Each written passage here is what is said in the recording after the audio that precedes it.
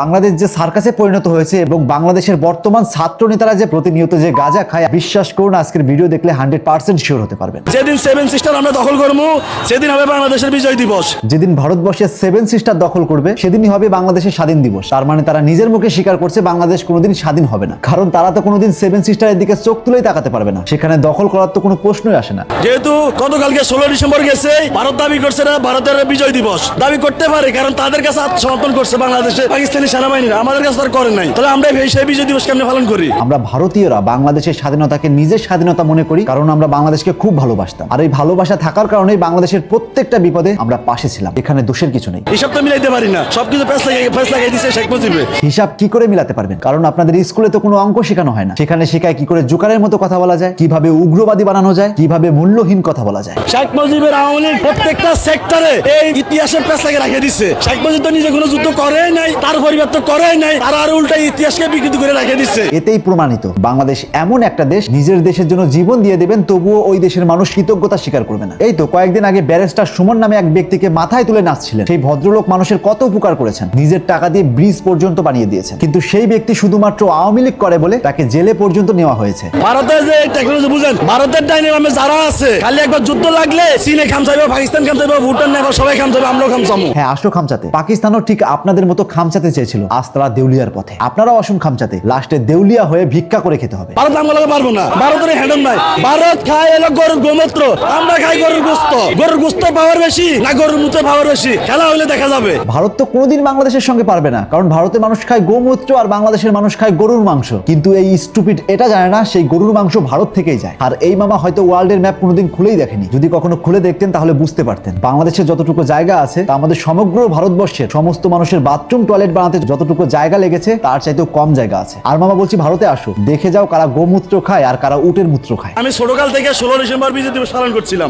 কালকে হঠাৎ করে দেখি যে মোদি দাবি করছে তাদের বিজয় দিবস, আরো অন্যান্য ব্যক্তিরা দাবি করছে তাদের দেশে। যখন আমি একটু গাড়াগাড়ি করলাম, এই আত্মসমর্পণ করলো না কার কাছে? এখন আমি গাড়াগাড়ি করে দেখি যে আত্মসমর্পণ করলো ভারতের কাছে। তো যুদ্ধটা করলো কে? তাহলে আমার কাছে সিলিন্ডার করে না। তা আমি এটা বুঝতেছি না আসলে যুদ্ধটা কার, আত্মসমর্পণ কার, কিছু এখন বুঝতেছি না। এই বলদে অনেক ঘাটাঘাটি করছে, কিন্তু এটা ঘাটাঘাটি করেনি ভারতবর্ষ আর সব দিক থেকে কত নম্বর স্থানে রয়েছে। এতেই বোঝা যায় এটা কত বড় মূর্খ। হয়তো এর জন্যই বলে অল্প বিদ্যা ভয়ঙ্কর। মানে টোটালি একটা ফেস লাগাই ধুয়ে দিছে এটা শেখ মুজিবের গাদ্দারে। এই গাদ্দারে ক্লিয়ার করে না, আবার এই গাদ্দার যুদ্ধের মধ্যে ছিলও না। যে বিয়াক্কেল শেখ মুজিবুর রহমানের মতো একজন মানুষকে গাদ্দার বলতে পারে, সে যে দুদিন পর নিজের বাবাকে গাদ্দার বলবে না, তার গ্যারান্টি কে দেবে? তবে আমাদের যুদ্ধ চলমান, আমাদের বুঝে গেছি আমাদের মূল লড়াইটা হবে ভারতের সাথে। ভারতের আধিপত্য যেদিন মুক্ত করব, যেদিন 7 সিস্টার আমরা দখল করে নিব, সেদিন আমরা বিজয় দিবস উদযাপন করব ইনশাআল্লাহ। আসো মামা আসো, তোমাদের জন্যই তো অপেক্ষা করছি। তোমরা 7 সিস্টার দখল করবা মানে বুঝি না জুকারের কতটা চরম পর্যায়ে পৌঁছে গেলে একটা মানুষ এতটা নির্বোধের মতো কথা বলতে পারে। যেখানে ভারতের সামরিক বাহিনী বা ফোর্স সংখ্যা 5.1 মিলিয়ন, সেখানে দাঁড়িয়ে বাংলাদেশের মাত্র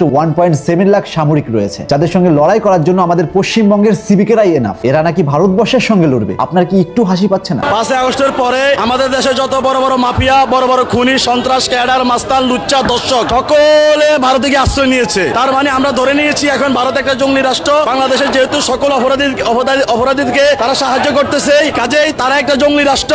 এই খুনি রাষ্ট্রের কোন দূতাবাস বাংলার জমিনে আমরা থাকতে দিব না। যে দেশের প্রত্যেকটা শিক্ষা প্রতিষ্ঠানে জঙ্গি বানানো হচ্ছে আর তারাই নাকি বলছে ভারতবর্ষ জঙ্গির দেশ। আমি শুধু ভাবছি এরা এখনো কেন মিরাক্কেলের মতো শোতে অংশগ্রহণ করছে না। মির্দাকে অনুরোধ করছি যত দ্রুত সম্ভব এইসব কমেডিয়ানকে নিয়ে শো চালান। বিশ্বাস করুন মিলিয়ন মিলিয়ন ভিউয়ার্স কামাতে পারবেন। ওই আপনার মতো বলদারাই বলবে ভারতবর্ষ জঙ্গির দেশ। আমেরিকা, কানাডার মতো সমৃদ্ধশীল বড় বড় দেশগুলো ভারতবর্ষকে আলিঙ্গন করে বসে আছে। বিশ্বাস করুন ভারতবর্ষের যে 28টি রাজ্য রয়েছে, একমাত্র পশ্চিমবঙ্গের মানুষেরাই এদের নিয়ে একটু কথা বলে। বিশ্বাস করুন ভারতবর্ষের বাকি 27টি রাজ্যের মানুষ 1% মানুষও বাংলাদেশের খবর নেয় না। আর একটা কথা সবসময় মনে রাখবেন, আপনারা ধ্বংসের শেষ প্রান্তে। দেখবেন একটা মানুষ যখন মারা যায় তখন তার মৃত্যুর অন্তিমকালে আর্তনাদ করে। আপনারা ঠিক একই আর্তনাদ করছেন। তাই সবসময় কেয়ারফুল থাকবেন। বাংলাদেশের আশেপাশে একটু ভালো করে তাকান। বাংলাদেশের সমস্ত এডুকেটেড পার্সন আমেরিকা বা ইউরোপে সেটেল হয়ে যাচ্ছেন, কারণ তারা খুব ভালো করে বুঝে গেছেন বাংলাদেশে আর কোনো ভবিষ্যৎ নেই। যে দেশ ইসলামিক দেশ হওয়া সত্ত্বেও একজন সুদখোরকে ক্ষমতায় বসাতে পারেন, সেই দেশের মানুষের কাছ থেকে এর চাইতে বেশি প্রত্যাশা আর কি করা যেতে পারে? তার মানে কি ইসলাম ধর্মের সুদ খাওয়া প্রশ্রয় না দিলেও একজন সুদখোরকে ক্ষমতায় বসানোর স্বীকৃতি দেয়? কি আজব লজিক, তাই না? বিশ্বাস করুন আমি স্বপ্নেও ভাবিনি এইসব জুকারদের নিয়ে কোনোদিন কথা বলবো, কিন্তু এইসব উগ্রবাদী ননসেন্স জুকাররা যা শুরু করেছে, যদি একটু আওয়াজ না তুলি তাহলে ঈশ্বরও হয়তো ক্ষমা করবেন না। আর এদের ভাষা যে কতটা নিকৃষ্ট আর নোংরা তা বিশ্বাস না হলে একটু কমেন্ট বক্স থেকে ঘুরে আসুন। শেখ হাসিনা পদত্যাগ করার পর বাংলাদেশের সাধারণ মানুষের আজ কি অবস্থা, তাই ভিডিওগুলো দেখুন। এত কষ্ট করি নাই, এই সরকার হওয়ার পরে আমি যেই কষ্ট করতেছি, কি কষ্টে যে আছি ভাই, আল্লাহ ছাড়া কেউ জানে না। দেশের উন্নয়ন যদি বলেন তো হাসিনা সরকার কইরা গেছে, যেটা আমরা দেখি চোখের উপরে। আগে রিক্সা চালালে 800-1000 টাকা পাইছি, আর এখন বর্তমান সারাদিন রিক্সা চালায় 400-500 টাকা, ঘরে নিতে বহুত কষ্ট হয়ে যায়।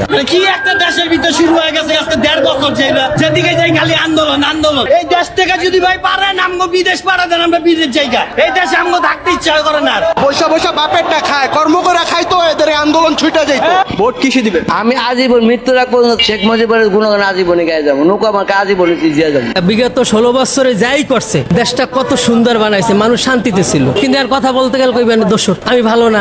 এই ডক্টরিনস এ তো ভালো পাকিস্তানের দালাল আর আমেরিকার দালাল, এই আইসি দালালি করতে। আওয়ামী লীগের দোষ না, এটা হচ্ছে আমাদের দোষ। আমরা আসলে মানুষটাই খারাপ, বুঝছেন? আমি এখন মনে করি যে এই জাতির শেখ হাসিনা 17 বছর কেমনে চালাইছে, শেখ হাসিনা তো নোবেল দেওয়া দরকার রে ভাই। বাংলাদেশের একমাত্র উন্নয়নের জোয়ার আনলে একমাত্র শেখ হাসিনাই আনছে। তবে হ্যাঁ, বাংলাদেশের সমস্ত মানুষ এক নয়। কিছু সংখ্যক মানুষ আছে যারা সত্যিকার অর্থে বাংলাদেশকে ভালোবাসে, ভালোবাসে ভারতবর্ষকে, ভালোবাসে জাতির জনক বঙ্গবন্ধু শেখ মুজিবুর রহমানকে, ভালোবাসে মাননীয়া শেখ হাসিনাকে। তাদের প্রতি ভালোবাসা রইল মন থেকে। তাই আজ থেকে চোখ খুলুন আর এরকম ইন্টারেস্টিং ভিডিও প্রতিনিয়ত পাওয়ার জন্য তাপস এক্সপ্লোরার পেজটিতে ফলো দিয়ে রাখুন।